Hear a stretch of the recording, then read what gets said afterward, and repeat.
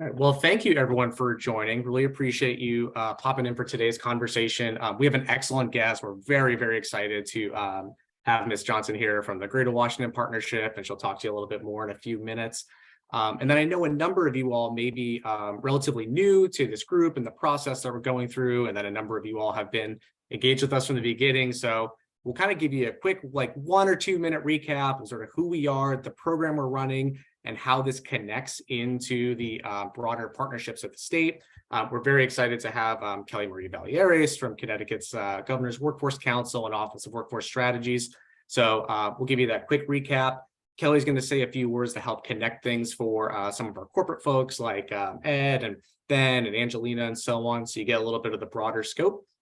And then she'll pass it back over to me and we'll set it up for our guest today.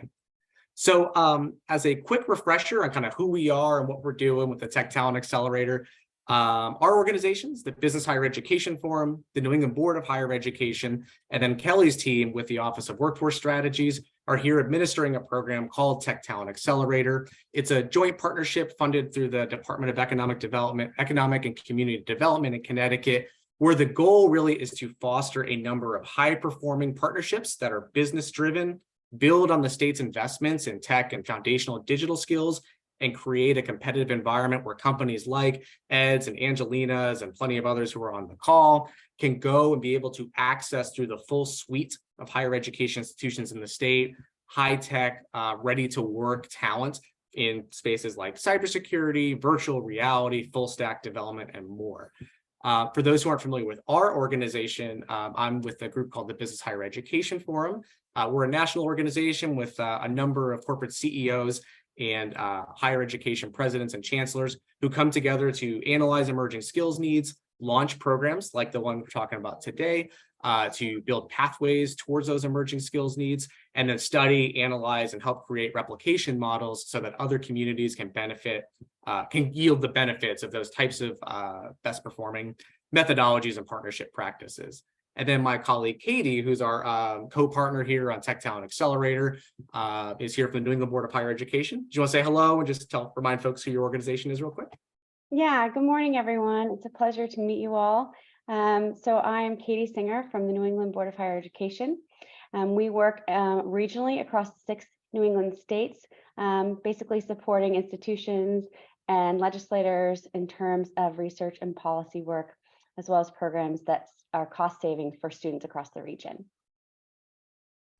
Great, thanks. And as I mentioned, the New England Board of Higher Education, it's a joint partnership with our 2 teams, kind of covering the business side and the higher education side with Tech Talent Accelerator to make sure both have all the strategies and tactics they need to have successful partnerships and scale those good successes out of them through all the different areas of programs, policy, and so on that you need to make sure that folks can yield the benefits.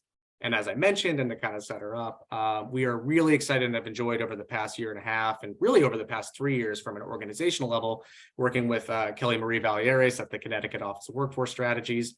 I'm sure many of you know her, but if not, would love to turn it over to Kelly to help give a little bit of context on why we're doing what the session today and how this fits into the broader picture for Connecticut's economic and workforce development strategy.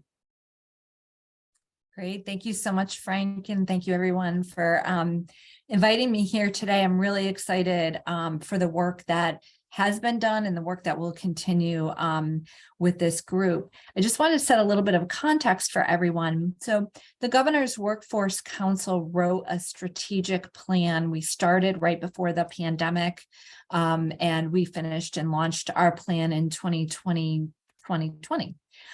As part of that plan, we understood that in order to have a successful workforce development system, businesses needed to be at front and center at the table so that we really understood what their needs are in order for them to grow their businesses and be successful in Connecticut. And we really built out a comprehensive plan that looked at both immediate types of initiatives that we could do, such as building regional sector partnerships, working with businesses on skills-based hiring, developing meaningful credentialed programs that meet their immediate needs, while also looking at more long-term needs of building out partnerships with our secondary and post-secondary educational systems to build out those pathways and stackable credentials that can get people where they want to go, with those on and off ramps through the education system and into employment at different levels. So a lot of that foundational work was done with the establishment of our regional sector partnerships. And we were excited to have 2 tech partnerships established, one in the capital region and the other in the Southwest region, and some really amazing companies who in reality are fierce competitors in some respects, coming together at the same table to share the ability to solve shared problems, and workforce development always bubbles up to the top of that. On top of it, we have an educational system that doesn't really fully build out digital literacy and have the robustness that we need to build the workforce for the future. I've had the pleasure of working with NEBI for 20 years. I actually did my dissertation work with NEBI and understood that, digital literacy was a real big initiative for that organization as well. So as we started launching the regional sector partnerships, we were introduced by Marty Guay from Stanley Black & Decker to the work that BF was doing in conjunction with NEBI, and really all the pieces started to fall together. And so through the partnership with BF and NEBI, we're really able to do a really meaningful proposal, putting together the Tech Talent Accelerator, which had never been done in Connecticut before, has really laid the foundational work of understanding what the KSAs are that is critical for our businesses. And then to have our educational providers be so creative in developing all types of solutions to address the shortage and the gap in skills. Our partners being, the CSCU system, through the community colleges, and the partnership that we built with them to bring in Google and Amazon or AWS certificates. Really, BF has been able to identify what those more foundational skills are that are not as easy to identify as, like, here's a certificate program like Google or AWS that will solve all the gap needs, but to really bring in to understand the full needs, and then bring in our educational partners, including our private universities and colleges as well. And so over the course of this time, being able to now bring in the Greater Washington Partnership into this model and to really take it to the next level is really exciting. The other exciting piece of news is the award of the Good Jobs Challenge, which was $23.9 million to the state of Connecticut. Ed, thank you very much for your participation in our press conference last week.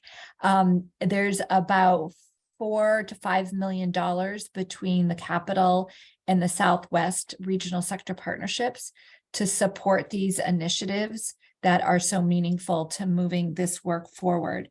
And I think, the last comment that I want to make is the initiatives around the regional sector partnerships and the statewide strategic plan, the development of or establishment of the Office of Workforce Strategy to support the implementation. We're looking at not only addressing the immediate needs, but building out the foundation and the systems that are everlasting so that we can continue to have this conversation and we can continue to stay relevant. So we're not just saying we're meeting the needs of today and now we all go back into our corners. And 3 to 5 years later, we said, what happened? We're out of date already. Technology changes so fast, and trying to bring everybody back together. But this is a continuous conversation that will outlive the multiple funding sources, but those partnerships will be, really there to ensure that the success of these programs and the evolution of these programs keeps up with the pace of technology and the needs of our businesses. And so before I turn it back over to Frank, I just want to make sure that I'm acknowledging some of our great partners in this work. So Scott Bergnoff and Steve LaCruz from CGI are both co-convening the Capital Tech Workforce Partnership.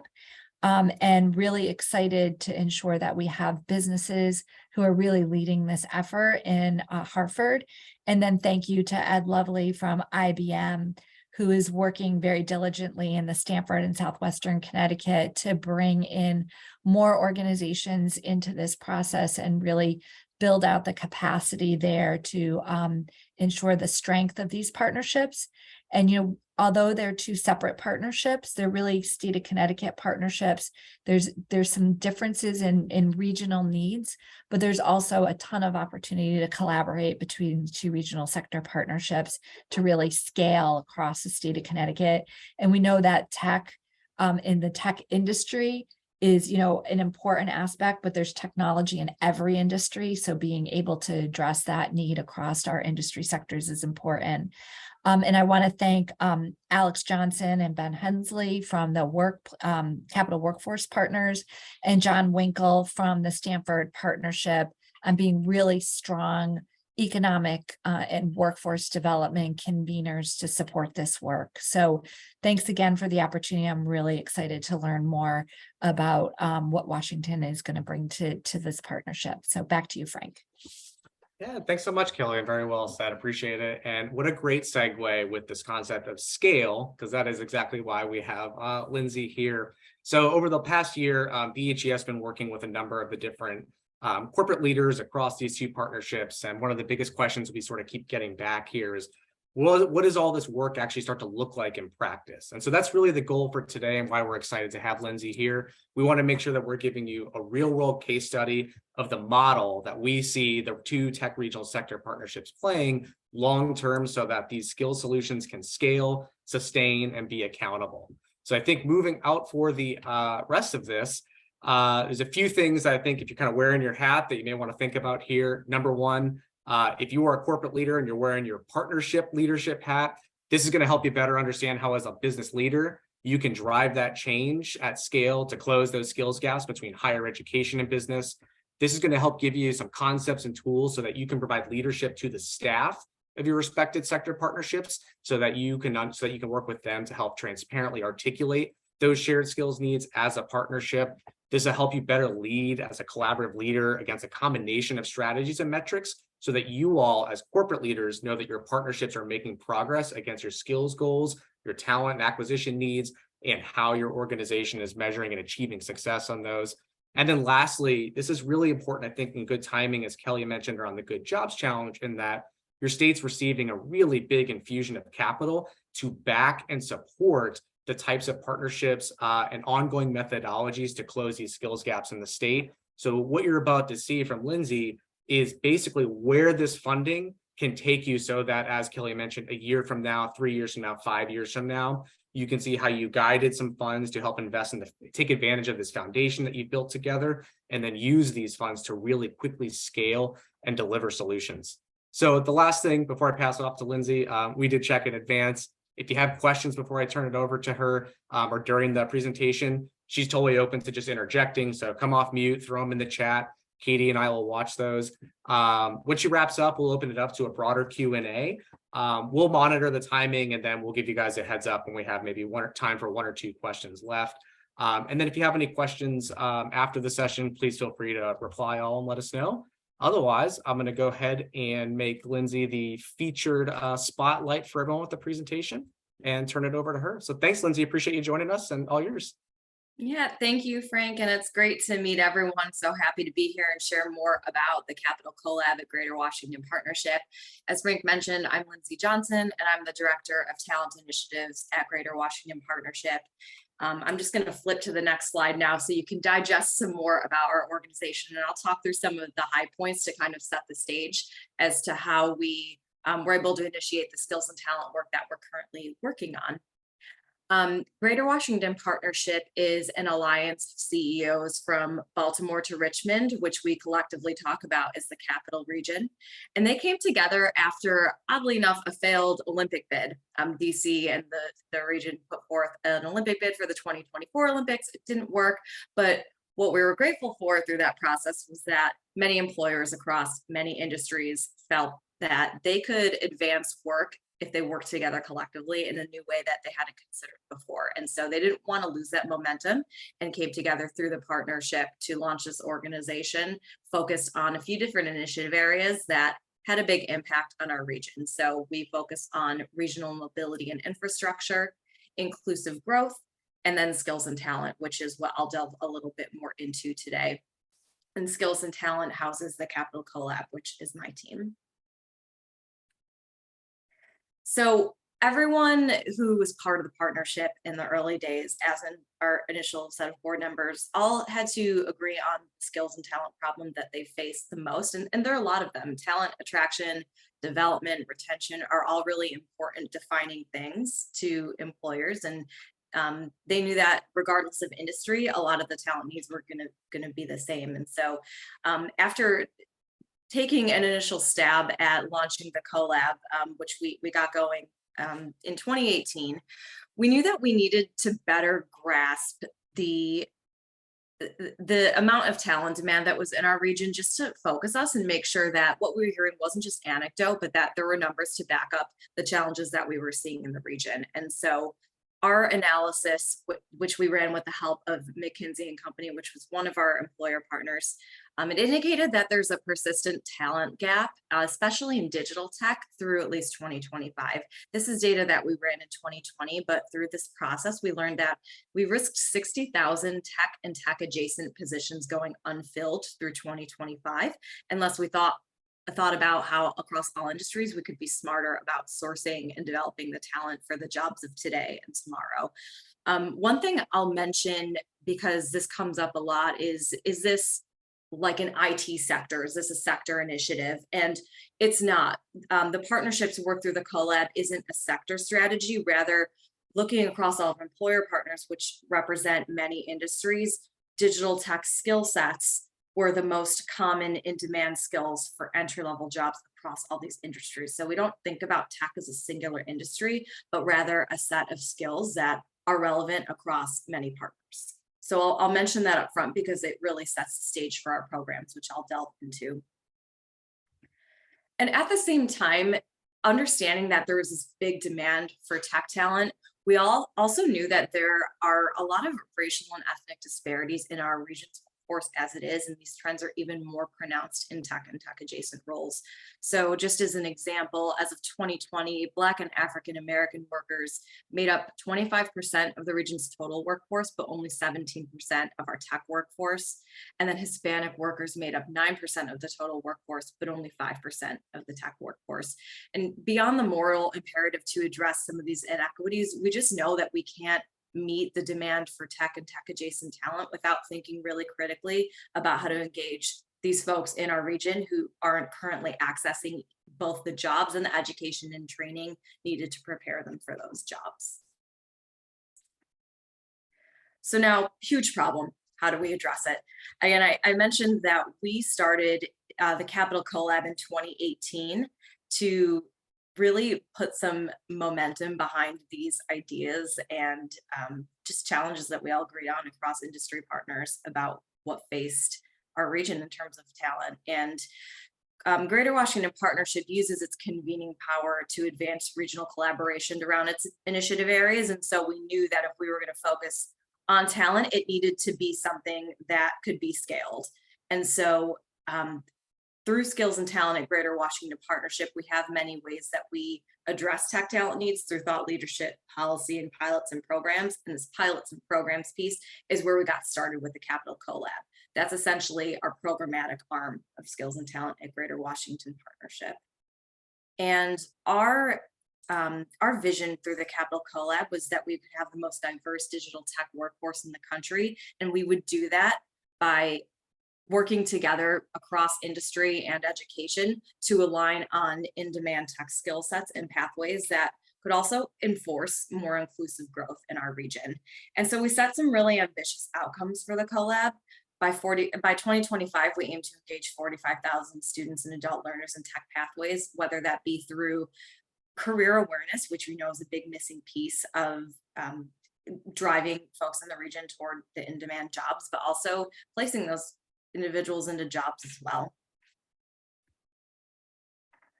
We also knew that, like Kelly Marie mentioned earlier, we can't do this work without understanding really crucially what employers need.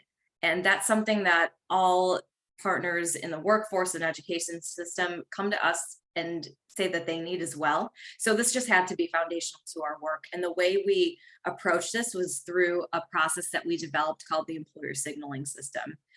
And through CoLab, employers who are members of Greater Washington Partnership, but maybe even some small and medium-sized businesses that want to engage in their work, they can take a proactive role in communicating their entry-level talent needs to regional workforce and education stakeholders through the employer signaling system. And at its core, it's a combination of labor market data and then qualitative insights from employers to provide really clear transparency into digital tech and tech adjacent careers, in-demand jobs, and competencies. So I'll talk a little bit about those. We call them knowledge, skills, and abilities, KSAs. And we just knew that in order to make a dent in this immense tech talent demand, those who were providing education and training opportunities needed real clarity into what those needs were.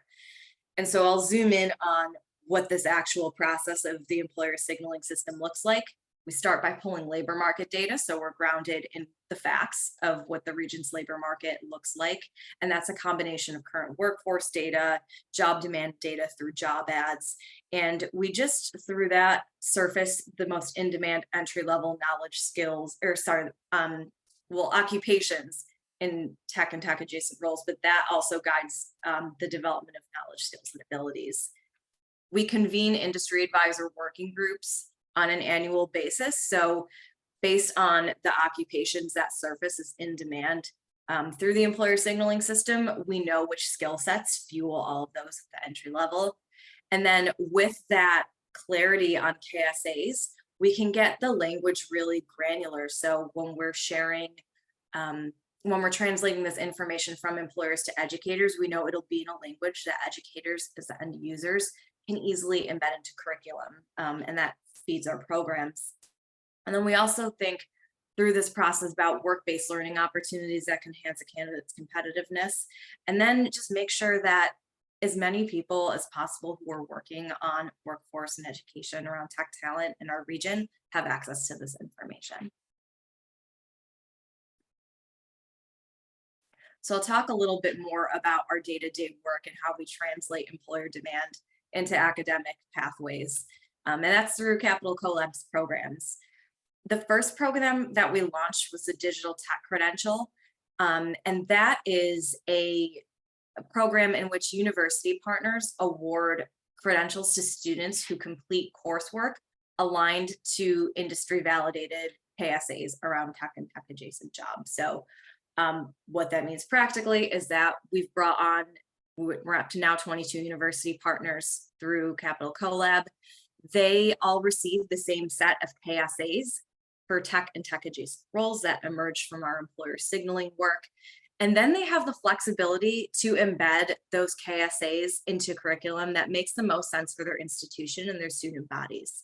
And that's been really critical because we know that if we want to encourage employers to recruit from more institutions in our region, they'll feel better knowing that everyone is mapping to the same set of competencies, but that also those competencies can reach students where they are, and that's going to look different from one university to another. We started this program and started out with universities not because we wanted to exclude other academic partners, but just understanding how immediate the need was to fill some of these tech talent jobs, and knowing that bachelor's degrees are really huge requirements in our region. This was just the quickest way to launch and build partnerships that can respond. And we've been really happy with how quickly this has moved. But also acknowledging that it's only one piece of the puzzle, we launched Talent Ready with support from JP Morgan Chase and Bloomberg Philanthropies in 2019, and that takes a fuller pathway approach. So similar to the credential program, academic institutions, in this case K-12 and community college partners, receive KSAs that come through our employer signaling work, and they start doing their own curriculum updates at the high school level to ensure that students have the option to learn industry aligned skills starting in high school. And then the program also helps make it easier for them to matriculate into a post-secondary pathway as well. here's just a snapshot of our university partners so you can get a sense of what a big region we represent. And about 18 of these have already launched at least one digital tech credential, and the others are currently exploring ways to do that. And before I delve even further into the programs, I want to pause and just see if there's anything I can clarify up front, since I know this is a lot of information. I think I saw some chats come through. Frank, is there anything coming through that it would be helpful to address now? I think those have mostly been me so far with some updates. Katie, did you notice anything or get any DMs asking a question?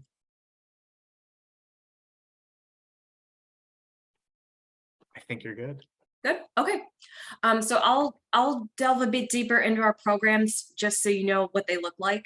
The digital tech credential includes a few different varieties. So again, universities, they join the collab by showing that they've mapped the KSAs that employers identified through our employer signaling work to their coursework and set up a pathway, which is typically 4 to 5 courses in which a student can take and graduate prepared with the skills that employers need. And there are a few different flavors of this. We have a generalist credential, which is aligned more toward those tech adjacent jobs in the region. So that might be an entry-level sales or marketing or HR job that requires a foundation in data analysis and visualization. And so this is a great way to reach undergraduate students pursuing non-STEM fields, but who want to build a really strong foundation in digital skills. And then we have a specialist credential, which is for more of a traditional STEM major, but adds a niche subject that the student can embed into their course curriculum. So this might be for a computer science major who wants to build out a specialization in machine learning or cybersecurity. And this is much more technical. I know that for some employers, this skill set's always going to be the most critical because it's the hardest to find. But the credentials are a way to more readily adapt to what we're hearing from industry partners, and be able to refresh that on a more regular basis. So our academic partners always have access to the latest. And if they want to refresh their own curriculum with what we're finding and hearing from industry, they have that option, and it's quicker than changing an entire major or an entire minor program. Here's just an example of how some university partners embed the credential into their coursework. At Trinity Washington University, they've created a data analytics minor to encapsulate the generalist knowledge, skills, and abilities, and you can see the exact courses that they've mapped the KSAs to. And then University of Maryland, Baltimore County embeds this as part of their statistics and programming coursework. So you can just kind of see the different ways that universities choose to implement this, and that flexibility again has been really critical in getting this program off the ground.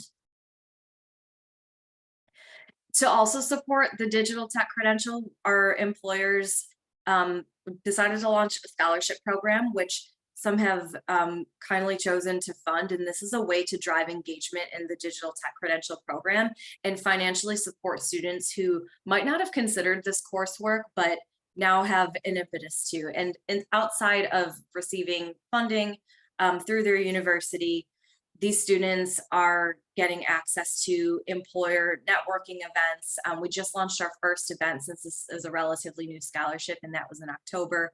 We had Monumental Sports and Entertainment, which is one of our employer partners, talk about. They did a game day, they did a facility tour, and then they brought together a diverse panel of employees who represented different fields that use digital tech, and they really talked about their career experience and how they use tech on their jobs. So this has been a really exciting addition to the digital tech credential program, and we hope that it will not only shed light on tech careers that students might not have thought about, but also help diversify our region's tech talent pool as well, and build those connections with employers while they're still in school. And again, digital tech credential was just the first start. We also launched a Talent Ready program to create an enhanced IT pathway starting in high school. And through that work, we engaged 5 jurisdiction partners: Baltimore City, Fairfax County, Montgomery County, Prince George's County, and Washington, D.C. And similar to the credential program, educators use the knowledge, skills, and abilities coming from the employer signaling work to start influencing high school pathways and ensuring that students can start seeing a future in these highly technical fields that might be new to them and didn't even exist in some cases for their parents' generation. So many students don't see how these fields relate to them, and this is a way to start building awareness around in-demand areas like cybersecurity, data management, networking, and software development. So where are we? I'll talk about some of our impacts to date. And again, this is since about 2018. We've engaged about 12,000 students across all of our programs. And here's the breakdown of what that looks like. 558 students have earned a digital tech credential badge. 73 students have been awarded scholarships. And this was just in the first year. So that number is about to go up since we're now in year 2 of the scholarship.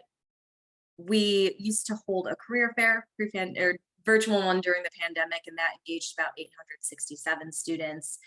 We also developed some career awareness programming for digital tech credential students, and that's what Credential Month is here.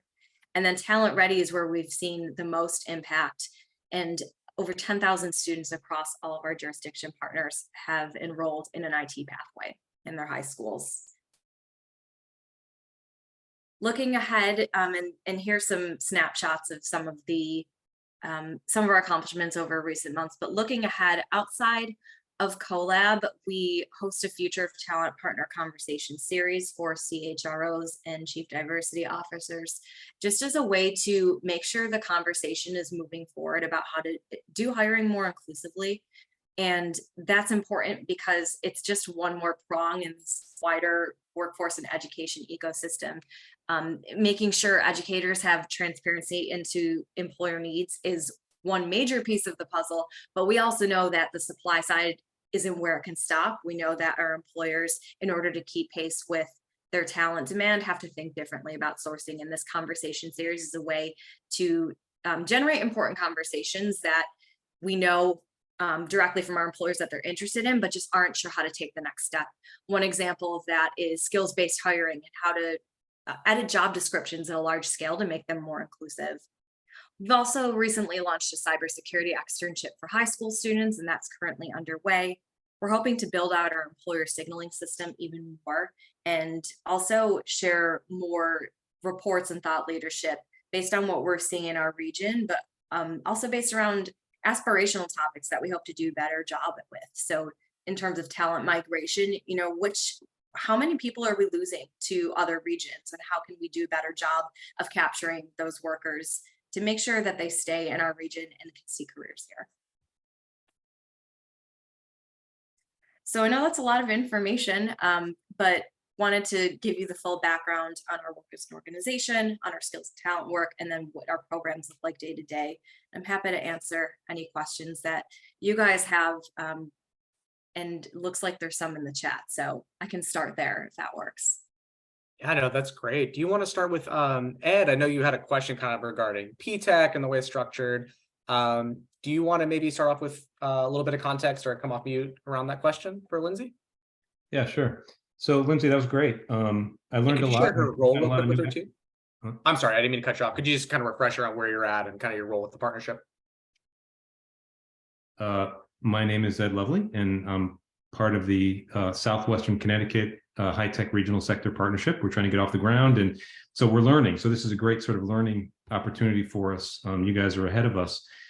My first challenge is getting acquainted with all the new acronyms. I thought at IBM I knew all the acronyms on planet Earth, but I don't, because there's new ones here. But we have a thing called P-TECH. I don't know if you're familiar with it, or okay, so you're familiar with P-TECH. So my question is around P-TECH.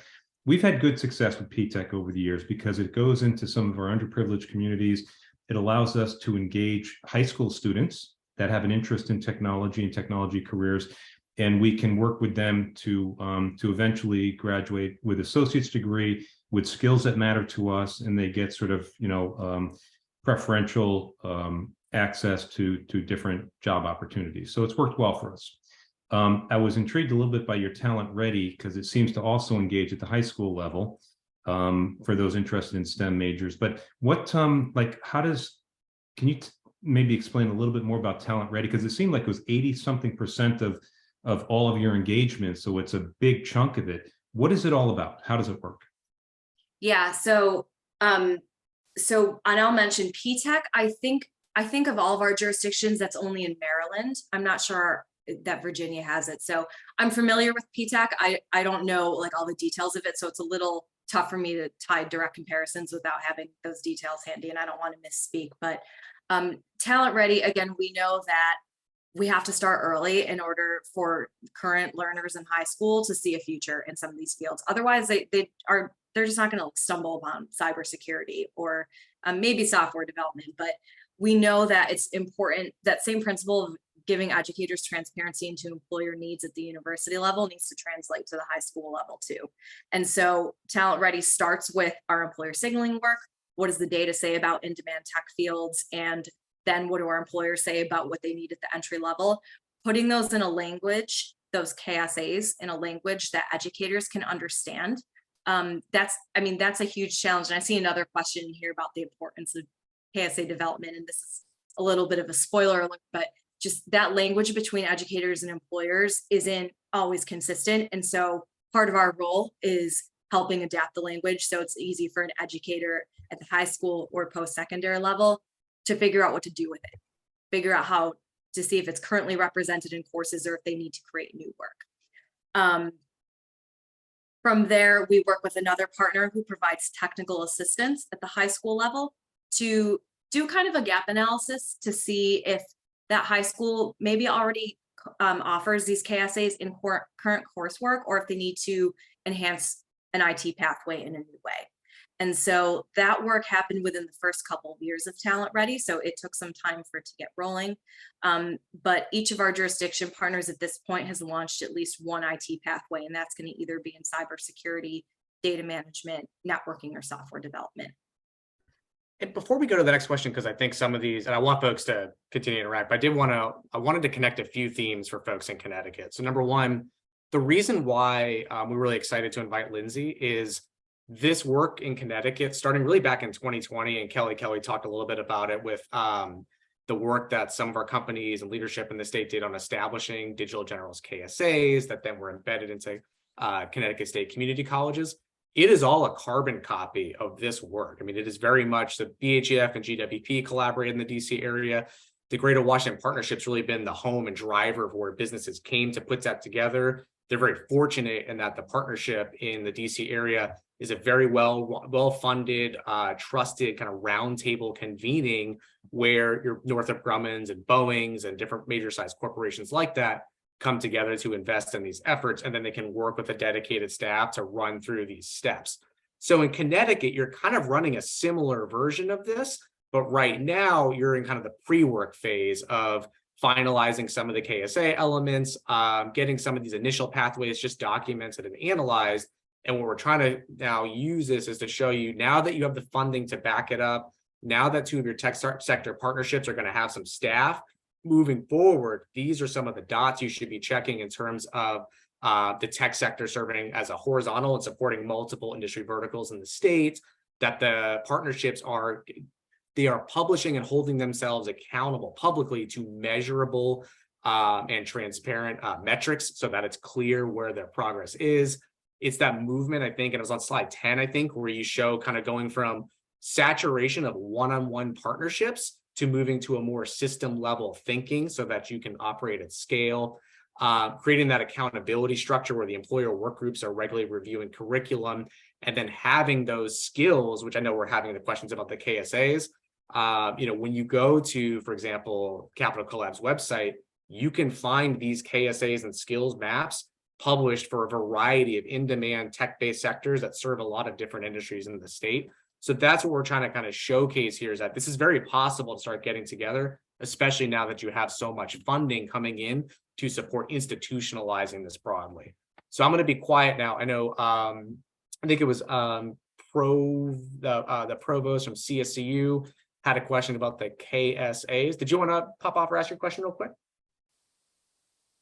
Yeah, actually, I did get the response from Katie, but my question was, I'm new to the system, so I had a very basic question. Can we get access to those KSAs so I can take it back to my faculty on my 4 universities in Charter Oak online and say, hey, here are the KSAs, give me an academic map so we can scale it up really quickly? Because right now, CT State has been phenomenal, but they are 2 years, right? Our 4-year universities have a lot more to offer, especially on the technical side. So giving access to the KSAs, but actually I did get a response from Katie that she's going to email it to me. Yeah, we'll Great. get them to you, and Jim Lumpel and some other folks who've been working on this for the past couple of and years. again, have them as they've all well. been in the system, right? I'm new to the system, so No, I'm right, asking a exactly. fundamental question here. And sorry, go ahead, Katie, or I mean, Lindsay. Yeah, I was just going to say too, I mean, that kind of, I was going to say some more about how we set up the KSAs too, which might be relevant. I see a lot of KSA related questions on here, so I can shift and talk about that a little bit more. So KSA, high level, it stands for knowledge, skill, and ability. These are all different things. You know, you might say something in skill, it turns out it's a knowledge. So there's some best practices related to developing the KSAs that I can share to help make the process as smooth as possible. And it is a very tedious process to develop these. But I would start with just gathering labor market data on your region and make sure, again, we're not sector based, we're looking at digital tech across all industries in our region. So get clear on the in-demand occupations. And there's a whole process to figure out what demand means that you can talk about and that we had to go through too. But if you have a sense of entry-level occupations that are in demand, you can start seeing that some general groupings emerge. So some occupations, it's like, you know, these are like networking jobs, or these are software development jobs, and get a general sense of the pathways you're working with. Use that as an umbrella to hold clusters, if you will, of in-demand entry-level jobs. So with those jobs in mind, then you want to start getting employer feedback and validation on what their hiring trends around those entry-level jobs. So in terms of thinking about the industry subject matter experts that you want to engage, I think it's great as a best practice to include folks in working groups who either did one of these in-demand jobs themselves or manage a team of people in those jobs. Ideally, if they understand education speak, that's great, but that's not always realistic. So as you engage industry advisors, think about doing an orientation for them to set the parameters of your work and expectations about the type of feedback that you're looking for. At the same time, I think it's also been really crucial for us in developing KSAs to engage a post-secondary facilitator to help with that translation process between what industry says and then how to put it into curriculum. So that facilitator can help you, assuming you're doing a working group approach to gather information on KSAs with employers, that facilitator can help probe an employer on things like, okay, well, is that really entry level? What level of depth do you need this? I can assign a ranking so an educator knows what that means. Is this like the right verbiage? And is this really a technical skill, or are we drifting too far into professional skills? And that having that person facilitate can be really helpful. And then also best practices for KSAs, we think about them in terms of buckets of KSAs. So like data ethics, let's say, is a bucket. That's going to be really common across all of our different KSA lists. And then think about like individual KSAs within that data ethics bucket. That's just one example. And so that way you can start to capture similarities between different KSAs you're working with. I'm not sure how many the Tech Talent Accelerator has, but assuming you have multiple lists or going in that direction, thinking about buckets of KSAs can help you be consistent and identify commonalities, which your education partners might really value as they evolve their curriculum. Yeah, and if it helps, the ones for the Tech Talent Accelerator grantees are foundational digital skills, data analytics, so kind of a cross-cutting data analytics, cybersecurity, but tailored to 3 different industry sectors of finance, manufacturing, and healthcare, full stack development focused on iOS, so a software development service, and then virtual reality or virtual modeling, so AR, VR type areas. So each partnership is going to be establishing kind of a core foundational set of KSAs for each one that the higher ed partners through their grants, or they're tailoring their curriculum towards, but each of the sector partnerships keeps and ideally will publish so that basically any institution in the state can copy and tailor it accordingly to meet broader scalable training needs, and would live on a Southwest tech-enabled and data partnership website, similar to what you saw Lindsay kind of sharing earlier, or saying for Capital Area Tech Partnership. Got it. Yeah, I'm willing to bet there are buckets of KSAs that are common across many of those. And so if you can get ahead about it, thinking about it that way, and if you're trying to build anything stackable, like a stackable credential, that's just one way you can get a head start. And then I'll stop talking because it's not my time. But for those who are in Connecticut, you may have heard about a Foundations in Digital Analytics credential. That is a carbon copy, basically, but tailored to Connecticut of the Digital Generalist credential that Lindsay referenced earlier. So it's the same set of KSAs, but it was brought to a consortium of 20 businesses in the state. They reviewed them and endorsed the skills profiles, and then CT State, through a leadership group of community colleges back in 2020 and 2021, embedded it into Capital Community College, and then it's expanding over this year to other institutions in the state like Norwalk and Manchester and so on. And I'll add one more best practice I just thought of with the KSAs. To the best extent possible, if you can keep them technology agnostic, that will make them easier to refresh in the future. So technology develops so rapidly, you don't want to box yourself in with a KSA that's explicitly around like Python. If there's like a broader term you can use, and I don't work in tech myself, so I might not be sharing a great example, but if there's like a generic term you can use, and then like, for example, Python, Java, whatever, that's just a way to not box yourself in too tightly. I see a question about how is CoLab funded. So Greater Washington Partnership, it's a combination. Greater Washington Partnership board members pay to be part of the partnership, and then they can just get involved through CoLab that way. Talent Ready as a program is grant funded through JP Morgan Chase and Bloomberg Philanthropies. So it's a combination. Lindsay and Frank, we had a question in the chat. In Connecticut, are entry-level positions or maybe higher level IT moving into cyber a greater need in the region? Yeah, I can take that one if it helps. So I think, and Kelly, obviously you may know the data as well or off the top of your head, but broadly speaking, what we are seeing, particularly from the partnerships when we do the combination of labor market analysis over the last year, and then the qualitative interviews, is very similar to what Lindsay spoke about before of industry verticals that are becoming more tech enabled. So as an example, we've interviewed a number of media companies in Southwest Connecticut, and they are very interested in things like data analytics. And so they're looking for just entry-level folks that have data analytics. A few of those companies, though, do have more advanced needs in like data science. And so that's where the grants are kind of designed to, the programs that are funded through the grants are designed to kind of stack on each other. So broadly speaking, it would be a lot of entry-level jobs, have a variety of shared data skills needs. Some of the areas like cybersecurity, it takes 8 to 10 years to build, quote unquote, a high quality, highly experienced and well-vetted cybersecurity professional. So these are really designed to start building entry-level programs to build that critical mass of foundational cybersecurity skills in the state, so that long-term you can start building out some of those more advanced opportunities.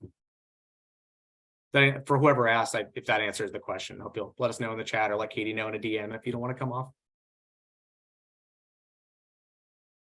And Lindsay, I think I got a question from Steven. He's one of the co-chairs of the Capital Area Tech Partnership and works with a tech firm there. If you want to introduce yourself and ask your question. Yeah, thanks. Great presentation. So I had a question. I can't go on video because it's not working, but I would. But at one of the last bullets, you had a report about exporting and importing of the talent. I forgot what it was. How are you tracking that? And question back to Ben and Frank, do we have that for Connecticut?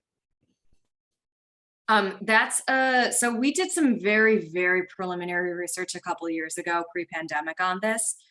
So I'd have to go back and reference it. This is not a baked report yet. This is just something we have on the horizon. But what I will say is that part of what prompted this question is that I think, like, anecdotally we hear, oh, we're losing talent to other regions, and we need to see if that's really true, because we don't want to design work around something that isn't supported by data. So that's kind of where we're at now, and really want to explore this further. Good, exactly, because that's why I'm looking at it, right? We need to target metrics based off of what we're seeing in the data, and if we have that data. So Ben, Frank, is it available or still to be determined? Yeah, if I'm understanding correctly, the concept of Tech Talent Accelerator was built on the idea that Connecticut was issuing fewer and fewer tech-aligned degrees or credentials compared to its neighboring states. And so to stay competitive and to make sure that businesses like yours remain invested in the state needed to rapidly update and issue more degrees and credentials in that space so that employers could flag that talent and use it to stay and grow in the state. So it does exist. I'm happy to send you a quick summary separate from this, just so you can get a snapshot. But Kelly or Ben, anything you want to add to that as kind of additional context? Well, to me, it's maybe, okay, issuing of certificates, I understood. But after they issue those certificates, where are they going? Are they staying in Connecticut or are they leaving Connecticut? That would be my concern as well, right? It's great, we're training people, but if they're leaving, that's not helping us. Yeah, and I can add to, just for some flavor, there are some resources that use proxies to measure this. I've never personally been like super satisfied by the data points they're using as proxies to show brain drain. And one really, really tough thing though is to follow the student or worker journey, because there are a lot of data restrictions about what you can access in terms of like individual data. This is super hard to measure. So that's part of what we're trying to figure out. Like how could we even measure this when that data is just so hard? I'll just have a quick comment here is one of the things the Office of Workforce Strategy worked for in the 2021 legislative session was the enhanced wage records, which will ask employers to report back to the Department of Labor more than just somebody's employed and what their wage is, but will include what their job sector is. Are they part-time? Are they full-time? We'll be able to match that information with any credentials that they've earned and be able to see, are they moving along and progressing within that career ladder? Did they take credentials? Where were they located in Connecticut or outside of Connecticut? So it'll give us a lot more information on being able to track that. But I think the goal here is that the more we enhance the labor pool's talent, more broadly, that the more talent there is available for all of our organizations. Also within the Governor's Workforce Council is another strategic initiative to retain college graduates. And one of those initiatives is being led by Advanced CT, and Alicia is here from Advanced CT. You could talk a little bit more about this, but it's our Campus Connecticut initiative. And so Alicia, you want to do a 30-second pitch on that? Yeah, we are working with all the colleges and universities in the state to have students on an app and a web-based platform that we are inviting employers to participate in to showcase their organizations. It's a branding exercise. It's a talent attraction platform for them. And we're actually going to be hosting a couple of webinars in early December for all the regional sector partnerships to learn more about Campus CT. So stay tuned for that invite. All right, well, Thanks, Callie. With just about a minute left, I think we'll go ahead and close it out. I don't see if there's any other quick questions in the chat or anything. Great. So if nothing else, well, first I want to thank you, Lindsay, so much for taking the time to do this. And thank you, Kelly, for joining the conversation. I know you both are extremely busy in your different areas. So thank you so much. Normally, we would include at the end of this contact information for Lindsay and so on. However, Lindsay got poached and is going off to do other big, great things and will actually be joining a consultancy. So if you want to contract her directly, you may be able to reach out to her after this. So we'll figure out the best way to get you some contact info. And I think maybe, Lindsay, if you want to put your LinkedIn in the chat, folks can at least connect with you there if you have any follow-up questions. And in the meantime, if there are any other questions, we want to let Lindsay go. I'm happy to stick around. I'm not sure if Katie can too, but we can stick around for a few minutes if anyone has any lingering follow-ups. And thank you all so much.